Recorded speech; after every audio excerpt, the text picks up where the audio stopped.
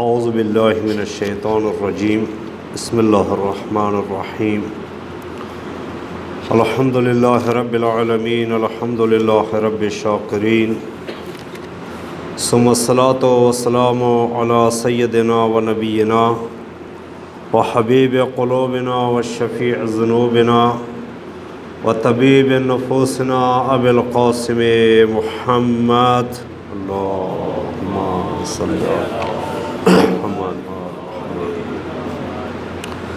وعلی آلہ الطیبین الطاہرین المعصومین ولعنۃ اللہ علی اعدائہم اجمعین من یوم عداوتہم الی لقاء یوم الدین اما بعد فقد قال الحکیم فبما رحمۃ من اللہ لنت لہم ولو کنت فظا غلیظ القلب لانفضوا من حولک فاعف عنہم واستغفر لہم۔ درود پڑھے بار محمد وآلہ۔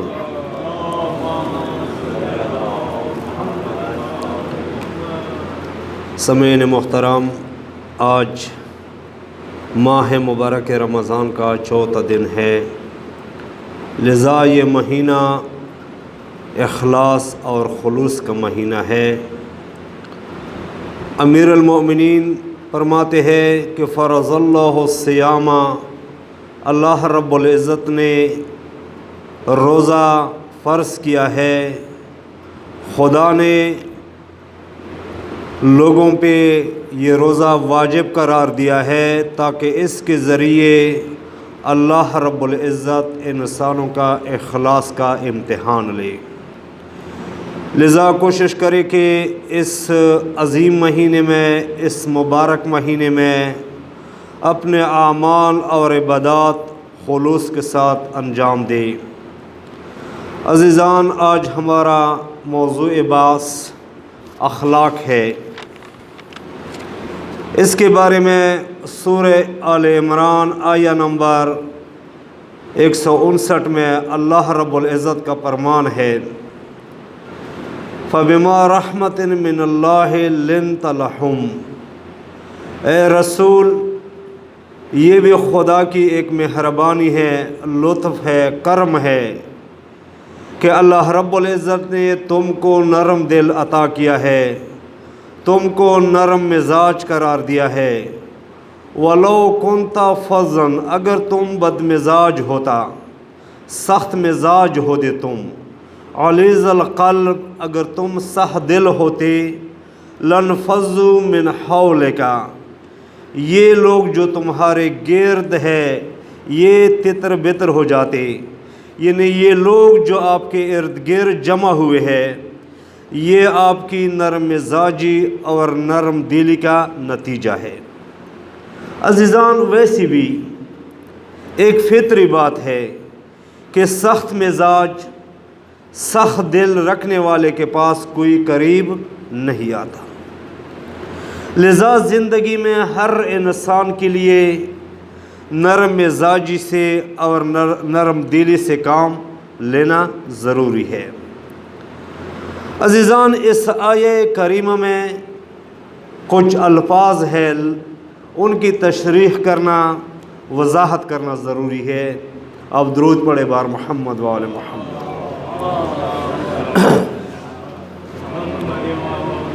اس آیہ میں ایک لفظ ہے فض، فیض وے۔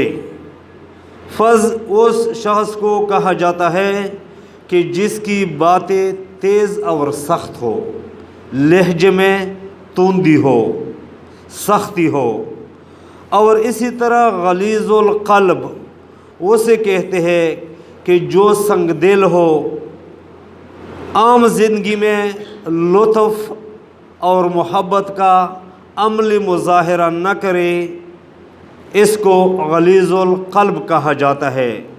لذا خدا متعال نے، اس کریم ذات نے پیغمبر کو فرمایا کہ آپ ان نادانوں، ان گناہگاروں کے لیے کاملاً نرم دل، لطف اور کرم فرمائے۔ اس کے بعد اللہ رب العزت نے اپنے حبیب کو حکم دیا، رسول کو حکم دی کہ نرم دلی اور نرم لہجے کے علاوہ فاعف عنہم واستغفر لہم، اے رسول آپ ان لوگوں کی کوتاہیوں سے درگزر فرما اور انہیں معاف کر دو۔ عزیزان، یہ آیا جنگ احد سے مربوط ہے۔ احد میں میدان جنگ سے کچھ صحابی نے فرار کیا، بھاگ گئے۔ پھر جنگ ختم ہونے کے بعد یہ مفرور صحابی، یہ مفرور مجاہدین، بھاگے ہوئے مجاہدین واپس آ کر رسول کے گرد جمع ہوئے۔ انہوں نے ندامت اور پچھتاؤ کا اظہار کیا اور معافی کی درخواست کی رسول گرامی اسلام سے۔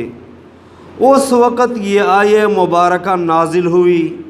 اللہ تعالیٰ نے فرمایا، اے حبیب، اگرچہ ان لوگوں نے آپ کے ساتھ بے وفائی کی، آپ کو تکلیف پہنچائی، آپ کو تنہا چھوڑا ان لوگوں نے، لیکن پھر بھی ان کے لیے تم طلب مغفرت کرو، اور میں خود اللہ رب العزت خالق تم سے ان لوگوں کی سفارش کرتا ہوں کہ مجھ سے ان کے لیے طلب مغفرت کرو۔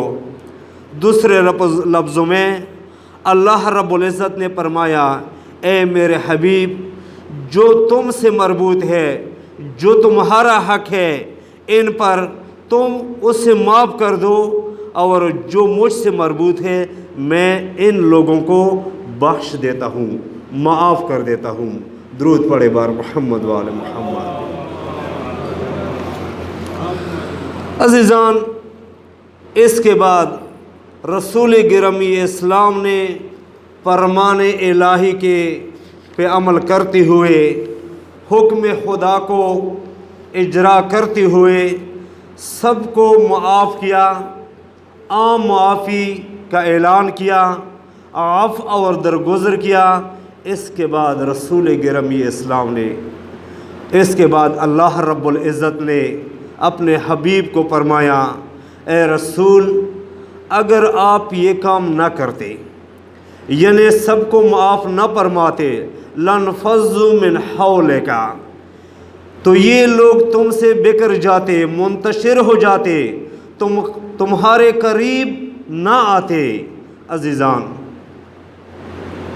ہر انسان کی زندگی میں نرم مزاجی، نرم دلی کی بہت اہمیت ہے، خاص کر ایک رہبر، ایک رہنما کے لیے بہت ضروری ہے کہ وہ نرم دلی سے اور نرم مزاجی سے کام لے، لوگوں کے ساتھ سختی اور بد مزاجی سے سلوک نہ کرے، پیش نہ آئے۔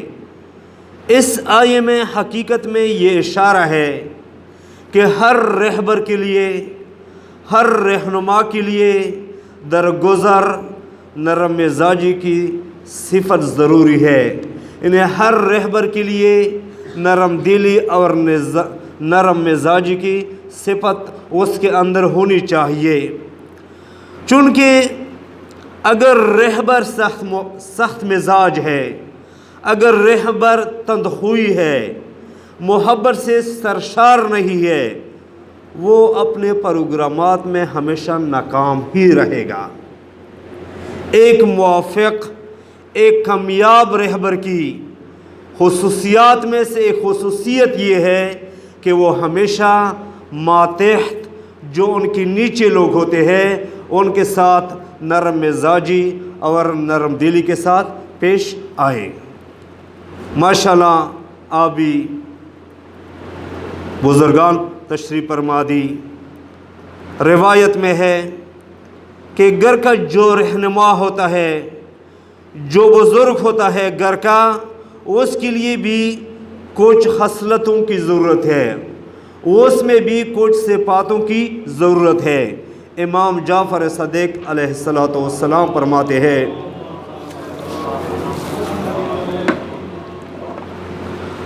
ہیں، کہ ان المرء یحتاج فی منزلہ و عیالہ الی ثلاث خصال، مولا کا فرمان ہے کہ ہر مرد کو گھر چلانے اور اپنی فیملی کی مدیریت کے لیے، اپنی فیملی رہنمائی کے لیے اس میں 3 خصلتوں کی ضرورت ہے، اس میں 3 خوبیوں کی ضرورت ہے۔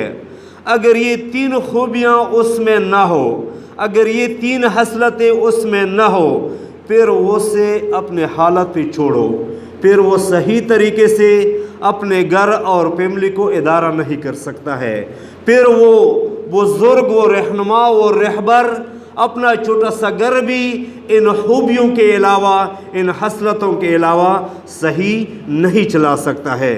ان میں سے عزیزان پہلی صفت یہ ہے معاشرت جمیلہ، وہ خوش رفتاری سے کام لے، خوش اخلاقی سے کام لے اور گشادہ دست ہو، بے جا سختی نہ کرے اپنے بچوں پہ۔ شاید آپ نے بھی کچھ افراد اس طرح دیکھے ہو کہ جو والد اپنے بچوں پہ بے جا سختی کرے، تند مزاجی سے پیش آئے، سخت دلی سے کام لے، ان کے بچوں میں کچھ نقائص پائے جاتے ہیں، ان کے بچے احساس کمتری کے شکار ہوتے ہیں۔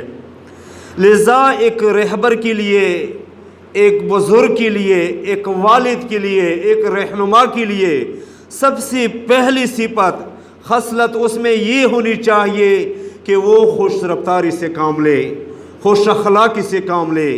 تیسری صفت عزیزان وغیرت و بتحسن، اس میں یعنی گھر کے بزرگ میں، رہبر میں، رہنما میں اپنی فیملی کی حفاظت کے لیے غیرت ہونی چاہیے، تاکہ اس کے بچے باغیرت ہو، با ایمان ہو۔ اس کے علاوہ عزیزان دین مبین اسلام میں، چونکہ وقت کم ہے، دین مبین اسلام میں اخلاق کی بہت ہی اہمیت ہے۔ امام سجاد علیہ السلام اللہم صلی اللہ علیہ وسلم رسول گرامی اسلام سے ایک حدیث نقل کرتے ہیں کہ رسول خدا نے اپنے آخری خطبے میں فرمایا کہ خوش قسمت ہے، خوش نصیب ہے وہ انسان کی جس میں خوش اخلاقی، پاک سیرت، پاک دامنی جیسی صفات ہو۔ دوستان، جس طرح خوش اخلاقی اجتماعی زندگی میں ضرورت ہے، اسی طرح خوش اخلاقی فردی و انفرادی زندگی میں بھی ضروری ہے۔ امام علیہ السلام کا فرمان ہے کہ خوش خلقی، نرم مزاجی محبت پیدا کرتا ہے اور انسان کو جنت میں لے جاتا ہے، انسان کو جنتی بنا دیتا ہے، اور اس کے برعکس بدخلق انسان خدا سے دور ہوتا ہے، لوگوں سے بھی دور، اور جہنم کی طرف یہ بد اخلاقی انسان کو لے جاتا ہے۔ عزیزان، بس بدخلقی انسان کو جہنمی بنا لیتا ہے۔ بدخلقی کے بہت برے اثرات ہیں، کبھی بدخلقی کی وجہ سے انسان کے اعمال بھی نابود ہو جاتے ہیں۔ ایک روایت ہے کہ کسی نے رسول خدا کی خدمت میں حاضر ہو کر عرض کیا، ان فلانتن تصوم نہار، فلان عورت دن کو روزے رکھتی ہے، وتقوم اللیل، اور رات بھر عبادت کرتی ہے، پوری رات عبادت میں مشغول رہتی ہے، لیکن وہی سیئۃ الخلق تؤذی جیرانہا۔ توجہ ہے دوستان، روزہ بھی رکھتی ہے، پوری رات عبادت بھی کرتی ہے، عبادت بھی مشغول رکھتی ہے، لیکن بد اخلاق ہے، ہمسایوں کو زبان سے اذیت دیتی ہے، گالیاں بکتی ہے۔ قال رسول اللہ لا خیر فیہا، رسول نے فرمایا، حضور نے فرمایا اس عورت کے لیے خیر نہیں ہے۔ وَعَنِ الْأَهْلِ النَّارِ، یہ عورت جہنم میں جائے گی۔ پس دوستان، بد اخلاقی انسان کے تمام اعمال کو ختم کرتے ہیں۔ بد اخلاقی کی وجہ سے انسان کے اعمال نابود ہوتے ہیں۔ لذا نماز کے ساتھ ساتھ روزے کے ساتھ ساتھ واجبات کے ساتھ ساتھ خوش اخلاقی اپنائے، ورنہ یہ اعمال خبد ہو جاتے ہیں، یہ نبود ہو جاتے ہیں۔ لذا گزارش ہے کہ حسن خلق اپنائیں، کریمانہ خوبیوں سے اپنے آپ کو متمسک رکھیں، اور اس دنیا میں بھی اور آخرت میں بھی یہ خوش اخلاق انسان سعادت مند ہے۔